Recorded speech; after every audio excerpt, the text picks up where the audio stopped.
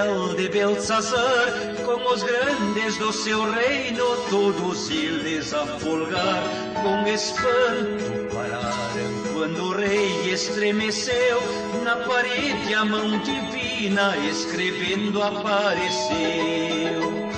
Na parede a mão de Deus, na parede a mão de Deus. Um novilho e 7 carneiros, ou uma igreja cada vez mais doida.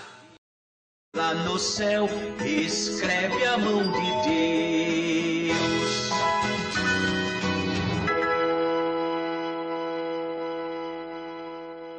O assunto aqui tratado talvez tenha os seus lados engraçados, mas ele é sério. O presente trabalho é uma obra de ficção. Usei as imagens dos meus colegas e amigos disponíveis no meu arquivo. As fotos servem apenas para ilustrar o trabalho. Conto com a compreensão dos irmãos para a brincadeira dos balões dos pensamentos.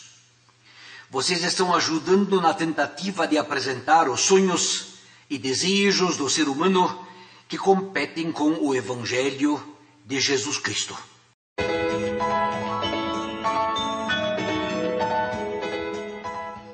A santificação é uma inimiga necessária da justificação. Esta afirmação certamente nos choca, mas é preciso dizer isso com tanta brutalidade por motivos de clareza. Desde o início da história da igreja cristã, estas duas, justificação e santificação, estão em guerra. É verdade que não podemos separar a fé das obras, mas é preciso distingui-las com nitidez. Esta é uma árdua tarefa teológica, porque esta distinção não é nada simples. Talvez ela precisa muito mais ser sentida do que compreendida com a razão. Talvez o discernimento precisa ser muito mais um fruto do sofrimento e não tanto do pensamento. Lutero diz que com o artigo da justificação, a igreja está em pé ou cai. Ela é o fiel da balança, da doutrina reta. Por falta da necessária clareza em cada século, a igreja cai em uma série de ciladas e tentações. Vejamos uma vez as tentações do nosso século. A reforma luterana no século XVI, por exemplo, partiu da pergunta de Martim Lutero: como consigo um Deus misericordioso? Partiu, pois, da pergunta pela justificação do homem com Deus. Mas esse movimento teve logo problemas, através daqueles indivíduos que queriam uma reforma mais radical. A Guerra dos Camponeses, por exemplo, a Bauernkrieg, era uma delas. Foi um desvio para a esquerda, se uma vez quisermos usar um chavão político moderno. Transformou a liberdade de Cristo em libertinagem, a situação de ditadura em uma vida de anarquia. O desvio para a direita na época da Reforma foram os movimentos de santificação anabatistas. Também estes resistiram a qualquer autoridade. Procuraram a autoridade em si próprios. A autoestima e o egoísmo acabaram substituindo a autoridade que até então tinha sido imposta de fora e sentida como ditadura. Foi como trocar 6 por meia dúzia, porque para a realidade do momento histórico, pouco ou nada tinha mudado. Se mudou, foi para pior.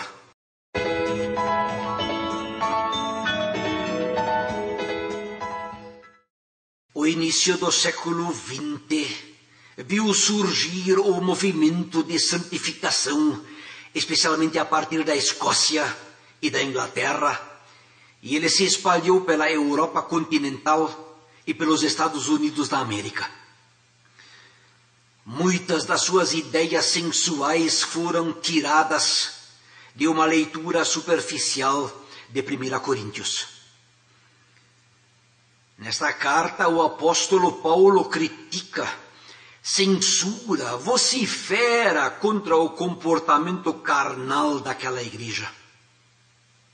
Mas uma interpretação fundamentalista da Bíblia em moda na época usou as palavras de Paulo ao pé da letra e produziu justamente o contrário daquilo que o autor estava tentando evitar e corrigir. Que uma igreja não pode ser construída sobre ideias nascidas de um individualismo, mesmo que democrático. É preciso que haja ordem, autoridade e estudo teológico, ou seja, doutrina. Porque doutrina tirada da cabeça, mesmo que fosse da de um santo, continua sendo ensino humano. Quantas igrejas foram criadas por lideranças que prometeram sempre maior liberdade de expressão espiritual individual. E uma ou duas gerações mais tarde, acabaram prisioneiras de um autoritarismo ainda maior. Deixemos uma vez falar o pastor Luiz Paulo Geiger.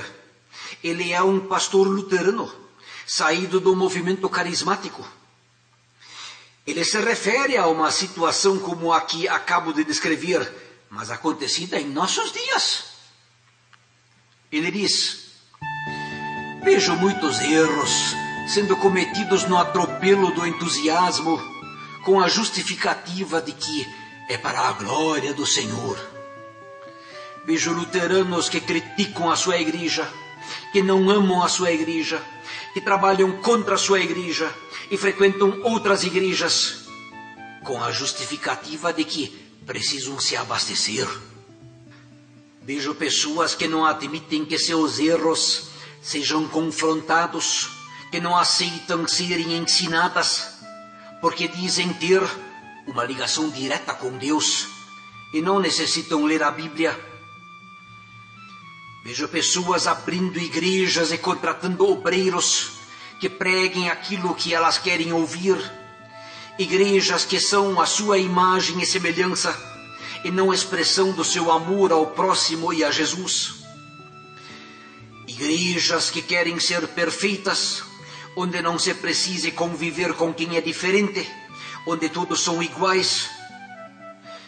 Bem disse Paulo em 2 Timóteo 4:3, cercar-se-ão de mestres, segundo as suas próprias cobiças, como que sentindo coceira nos ouvidos. Vejo pessoas que querem espetáculo, show, e não intimidade com Deus. Pessoas que falam mais do mal que o diabo faz, do que do bem que Jesus faz. Vejo pessoas que buscam a Deus pelo que Ele pode dar e não pelo que Ele é. Vejo o sacrifício e o serviço ser trocado pela corrida atrás de sucesso, de bênção e de prosperidade. Vejo pessoas que, ao invés de buscar a Deus elas mesmas em oração, querem apenas ser ministradas, querem que outros orem por elas. Mas depois percebi que a maioria das pessoas que se batizavam de novo continuava com as mesmas aflições, os mesmos problemas, as mesmas dúvidas, algumas até mais arrogantes e intolerantes do que antes. Parece que o novo batismo não resolveu seus problemas. E aí, na sua insatisfação consigo mesmo, inventavam outra necessidade.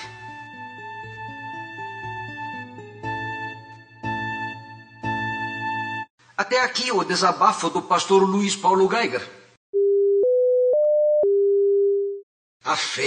o testemunho, o sacerdócio universal de todos os crentes, nasce de um grande amor a Jesus, o Salvador.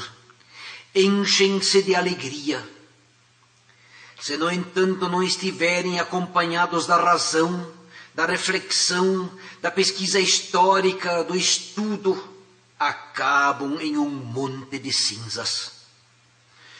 Foi assim com os movimentos de santificação no começo do século XX, e o será com os movimentos de evangelização e prosperidade do início do século XXI. Isso significa a nossa época. Sentimentalismo e euforia do coração precisam vir acompanhados pelo trabalho da cabeça. As igrejas históricas investiram neste esforço. Elas não tentavam conquistar freguesia ao preço do sacrifício da verdade.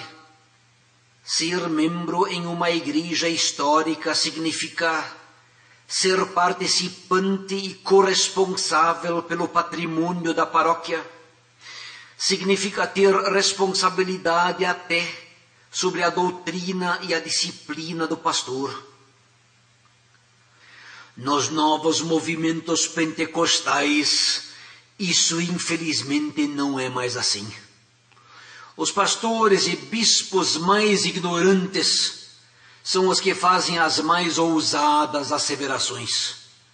Isso já dizia o apóstolo Paulo a Timóteo. Ainda não sabem distinguir um masculino de um feminino, ou o sujeito do objeto, nem sabem falar direito a língua nacional, mal sabem ler e escrever e se metem a explicar a Bíblia. É um cego guiando outro cego. Um problema ainda mais grave é o deboche de qualquer raciocínio lógico. Se a tarde de sexta-feira, por exemplo, é a oportunidade da vitória, então nos demais dias teriam que acontecer os cultos da derrota. Mas determinar se um culto é de vitória ou de derrota, isso o nosso Deus reservou para si e não deixa para os nossos conceitos egoístas.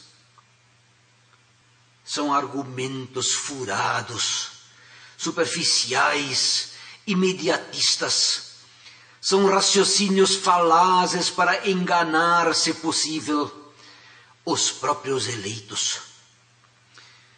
Porque geralmente a bênção verdadeira procede das situações difíceis.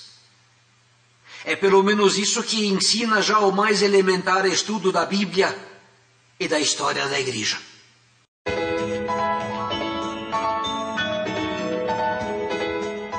Ao antigo presidente do Sínodo Rio-Grandense e mais tarde pastor-presidente da ISLB, pastor Karl Gottschalk, certa vez fiz a proposta de a igreja contratar um obreiro com pouca formação.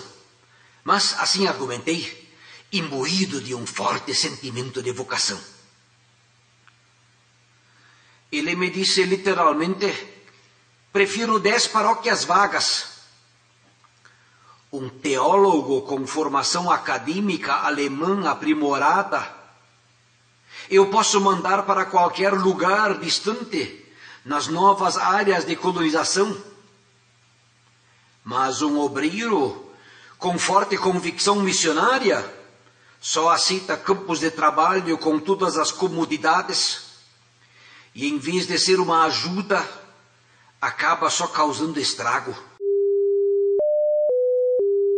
É como disse o rei Abias sobre a adoração de Israel: qualquer que venha consagrar-se com um novilho e 7 carneiros, logo se faz sacerdote daqueles que não são deuses. Segundo Crônicas 13, 9. Nos nossos dias, qualquer um que ontem saiu de um terreiro de candomblé, hoje vai por aí se fazendo chamar pastor, bispo ou até apóstolo. e cada um alega que a sua igreja é a melhor, como um animal que lambe a sua cria, e como cada qual que gosta daquilo que ele próprio produziu. Os tais apóstolos para cúmulo chamam suas criações efêmeras de empreendimentos mundiais, movimento internacional, sede mundial, igreja universal, liga mundial. Qualquer megalomaníaco que começa uma campanha em alguma garagem já se anuncia como católico, ou seja, universal, mundial. Isso mostra como cada líder tem um rei na barriga, um pequeno papa escondido dentro de si. A exemplo da política, onde qualquer um que mal e mal se conseguiu eleger vereador já sonha com a presidência da República. Será que não existe alguém capaz de dizer que este rei está nu?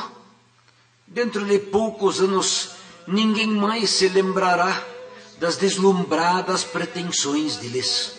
A tua vida ou morte na parede escreve a mão de Deus. Nos nossos dias parece que não é mais o caminho estreito que conduz para a vida, mas a multidão do caminho largo. Também os pastores e bispos da nossa própria igreja, a luterana, não estamos livres desta tentação. Quando, por exemplo, o marketing é mais importante do que a pesquisa teológica e a exegese, quando o sucesso e a ambição sobem na cabeça do obreiro, em vez de a humildade e o sofrimento com as consequências do pecado do povo aquecerem o seu coração, quando a inquietude do crescimento da igreja interessa mais do que a confissão como pecador diante de Deus, quando o barulho interessa mais do que o silêncio da contrição e do arrependimento, Jesus não nos deixou qualquer ordem para alargar o caminho estreito. A motivação para o testemunho do Evangelho é a ordem de Jesus de fazer discípulos, e não a estatística do crescimento da igreja. Cuida de ti mesmo e da doutrina, e assim salvarás tanto a ti como a teus ouvintes, diz Paulo a Timóteo. É a ordem de Jesus para o anúncio do seu Evangelho que nos motiva, e não a inveja de ver outras igrejas crescerem. Mesmo que as igrejas históricas até pareçam acabar em segundo plano, elas são vistas acanhadas na sombra, lá no fundo. Mas oro a Deus que guarde a nossa igreja de crescer a qualquer preço. Meu pai foi um velho missionário. Certa vez me queixei a ele sobre a solidão no exercício do ministério pastoral. Ele me disse: o evangelho não é apenas pregado para dentro do mundo, ele é sofrido para dentro do mundo. Esta palavra me ajudou a poder conviver com aqueles chavões duvidosos. Não sofra mais ou pare de sofrer destes movimentos recentes. Jesus não atraía os seus seguidores com arapucas de fogueira santa, ou troca de anjo, ou água orada, ou rosa ungida, ou corrente de oração, ou azeite santo, etc. Estes e qualquer outro método de feitiçaria, Deus proibiu ao seu povo. E a pessoa que a pratica é para ele abominação. A única concessão que Jesus faz em favor da nossa fé fraca são os sacramentos, batismo e santa ceia. porque eles têm Jesus como conteúdo. Deles ele dá uma ordem: fazer isto. Eles são o verbo visível, a palavra que se pode tocar. A respeito de outras cerimônias, Jesus não deixou mandamento algum. Jesus queria seguidores obedientes e não aproveitadores. Ele chegou a propor aos seus mais íntimos companheiros: vocês também querem ir embora? Sucumbimos à tentação quando não mais nos satisfazemos com a salvação de Jesus. Quando além dele queremos mais. As tentações são sempre as mesmas. Cada vez são coisas boas: alimento, diversão e sucesso, saúde, milagres e dinheiro. Sempre me deixa pensativo quando vejo estas novas igrejas ocupar antigos cinemas para os seus espetáculos. Me pergunto se o circo não continua o mesmo e só mudou o palhaço no palco. Vejo o povo acorrer a esses pretensos cultos de sinais e maravilhas, como uma freguesia corre para o shopping em dia de liquidação. Não há comunhão entre os membros. A igreja é apenas uma sociedade anônima, onde a integração do membro com seu tempo, talento e tesouro nada significa, apesar dos seguidos apelos por dinheiro. Nem mesmo a semelhança com um clube existe mais, onde pelo menos o sócio ainda é valorizado como pessoa humana. É a industrialização da religião para a sociedade de consumo de acordo com as exigências do mercado, governado pela lei do menor preço. Ali o ser humano é degradado a um simples consumidor e deixa de ser uma criatura à imagem de Deus. Os mercados da fé dos nossos dias têm um dono, o pastor, que também é o líder da igreja. É a oratória deste pastor que conta, a estratégia de marketing e a novidade que contam. Nestes supermercados da religião dos nossos dias, serve de isca para o povo exatamente aquilo que Jesus recusou ao diabo: pão, divertimento e poder. A mais elementar observação pedagógica ensina que só aprendemos através da disciplina. Todo aprendizado implica em algum sofrimento, seja físico ou psicológico. As pessoas mais úteis na sociedade são os que foram temperados na fornalha da provação. Por isso, cada pessoa tem um direito ao seu próprio sofrimento. Erram aqueles que de antemão veem em qualquer amargura uma obra maligna. É uma irresponsabilidade teológica imperdoável que beira o crime, acenar com cura divina e solução de todos os problemas. Não há base bíblica para tal oferta cabal.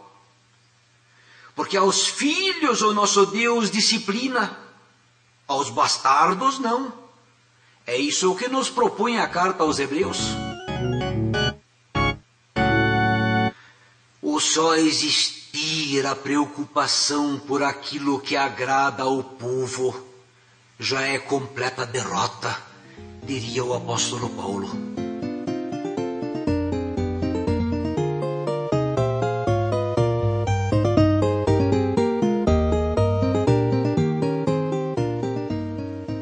Talvez sejam centenas os que encontram soluções e têm a sua fé equivocadamente baseada em milagres e não na cruz de Jesus.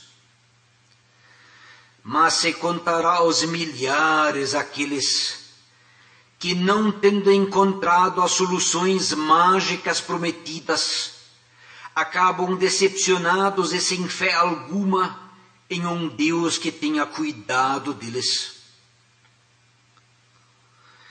Ao longo da história da Igreja, desde a decapitação de João Batista até os campos de concentração nazistas, grande parte dos cristãos foram pobres ou doentes ou perseguidos, e não foi por falta de fé. Pelo contrário, a perseguição justamente foi a prova da retidão da sua fé. O sofrimento até acabava fortalecendo a fé dos mártires, e o sangue dos mártires acabou sendo o adubo para o crescimento da Igreja, enquanto os sinais e maravilhas dos movimentos religiosos dos nossos dias, na verdade, afinal, acabam roubando e destruindo a fé do povo. Porque esta fé atrevida e cínica objetiva somente coisas materiais, passageiras, e não o Deus vivo e eterno. Esta é a grande tribulação. Em parte alguma, o nome de Jesus é tomado tanto em vão, como nestes novos movimentos cujos pastores declaram a cada minuto, em nome de Jesus, em nome de Jesus. Dá vontade de proclamar um jejum no uso deste nome precioso, que já está totalmente desvalorizado pelo constante abuso. No mínimo se aplica aqui a palavra do apóstolo Paulo, de que se trata de um outro Jesus, não do da Bíblia, o Jesus da cruz, na qual nós, os seus seguidores, temos parte. Jesus diz no seu sermão profético de Mateus 24, nesse tempo haverá grande tribulação, porque surgirão falsos cristos e falsos profetas, operando grandes sinais e prodígios para enganar, se possível, os próprios eleitos. A Igreja dos nossos dias procura os sinais dos fins dos tempos em acontecimentos distantes, como o aquecimento global ou os conflitos de guerra entre os povos lá no outro lado do mundo. Enquanto isso, a grande tribulação está acontecendo no nosso próprio meio. Temos o inimigo dentro da nossa própria casa. É o iníquo seduzindo o povo de Deus. É todo aquele que tenta enganar com o grande número.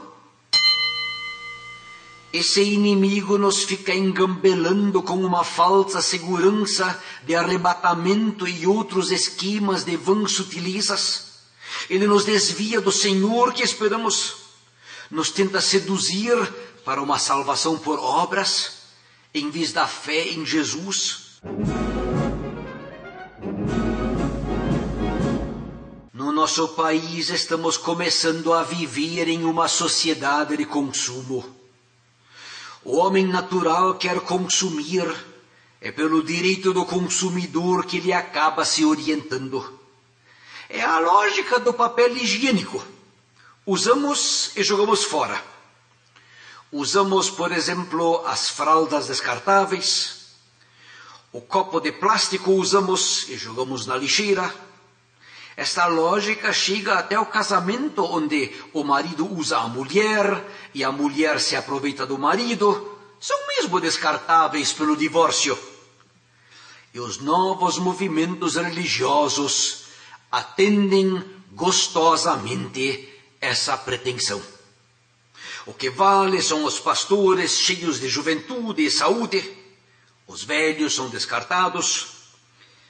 Com isso é descartada também a experiência e a sabedoria da velhice. Descartados são os costumes trazidos pelos antepassados, hinos antigos que até há pouco eram o consolo e a força dos crentes no canto da congregação, simplesmente vão para o lixo. As alternativas são os corinhos com suas muitas repetições, que hoje são cantados e amanhã são esquecidos. Isso quando a congregação ainda canta. Geralmente ela só assiste calada aos conjuntos de louvor ou aos artistas cristãos que apresentam seus shows. Lançar mais um CD é o que importa, e não a adoração e edificação da comunidade. Cantar um hino do tempo de Lutero? Nem pensar. O mesmo vale para a Bíblia. Não precisa ler porque é velha mesmo, mas tem que ter uma Bíblia. O obreiro tem a Bíblia do obreiro, a mulher tem a Bíblia da mulher, o jovem tem a Bíblia para o jovem, a criança também já tem a sua própria Bíblia. Só que a Bíblia não é lida, serve apenas como um amuleto de feitiçaria para selecionar aqueles versículos que agradam o velho homem. Finalmente, a lógica do papel higiênico acaba transferida até sobre Deus. Se ele funciona, é aceito. Se ele não faz as vontades do ser humano, é descartado.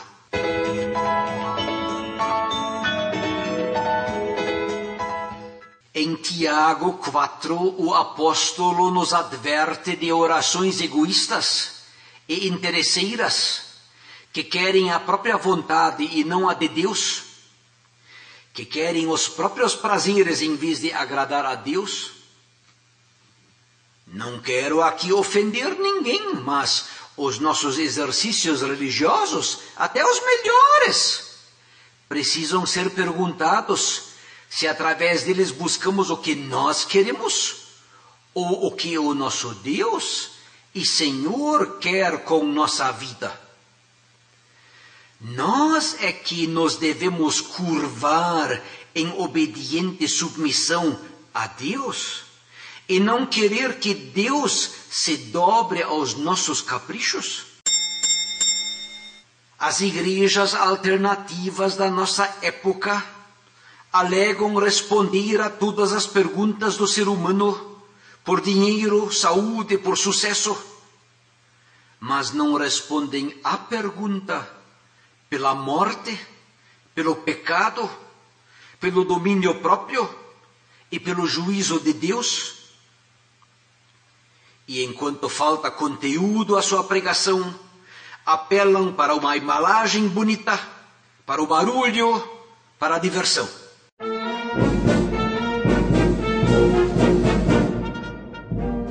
O início do terceiro milênio parece assistir a uma mistura irreverente e caipira do movimento de santificação e de libertação do início do século passado.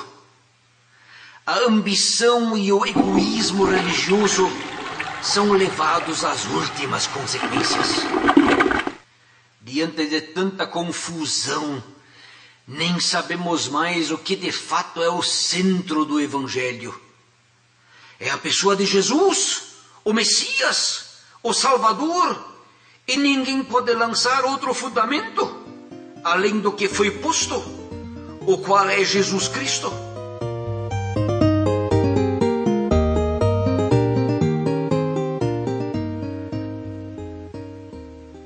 Durante os anos de ministério pastoral, vi muitos presbíteros e pastores descontentes com o autoritarismo da instituição igreja, também da nossa Igreja Evangélica de Confissão Luterana no Brasil. Eu não tinha nenhuma explicação e nenhum consolo para dar, porque também eu seguidamente tinha sofrido a igreja. Mesmo assim pude dizer com convicção e gratidão a Deus: a nossa igreja pode ter muitos defeitos, é verdade, mas o mínimo que ela nos dá é uma oportunidade de obedecer. Esta disposição de ver na instituição igreja, seja de que denominação for, o corpo de Cristo, eu desejo a você. O nosso Deus talvez nos tenha que fazer passar por muitas provações para podermos crer que os seres humanos são seus instrumentos. Afinal, também nós temos a pretensão, e mesmo devemos tê-la, de sermos instrumentos na mão de Deus. Embora que não são os instrumentos o importante, mas o mestre que faz uso do instrumento. E mesmo com uma ferramenta precária, o mestre ainda faz uma obra de mestre. É o Senhor, o grande artista, que faz música bonita, também com um instrumento quebrado e desafinado.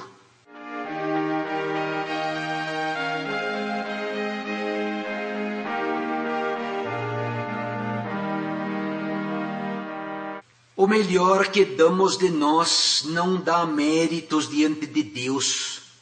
Nenhuma quantidade, mesmo da maior massa humana, é sinal legítimo de crescimento. A única prosperidade, o único crescimento lícito e genuíno para a igreja é o da qualidade. Mas também esta qualidade, com um atributo especificamente cristão, aparentemente contraditório, que a Bíblia chama de santificação, e que é a pessoa se sentir mais pecadora a cada dia que passa, porque todas as nossas justiças são como o trapo da imundícia. Isaías 64. Sim, trata-se da teologia do rabo do cavalo, do crescimento para baixo, na humildade, na obediência, no amor, como nos demais frutos do Espírito Santo.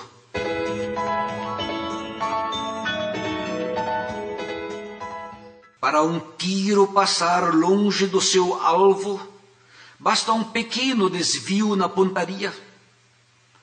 Todo erro começou com a busca do ser humano por uma santificação errada.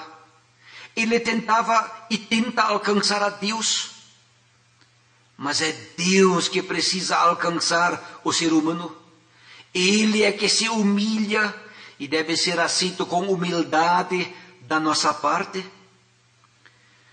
Por mais santificado que o homem e a mulher pretendam aparecer, continuamos pecadores. Os nossos sonhos e nossos desejos nos traem.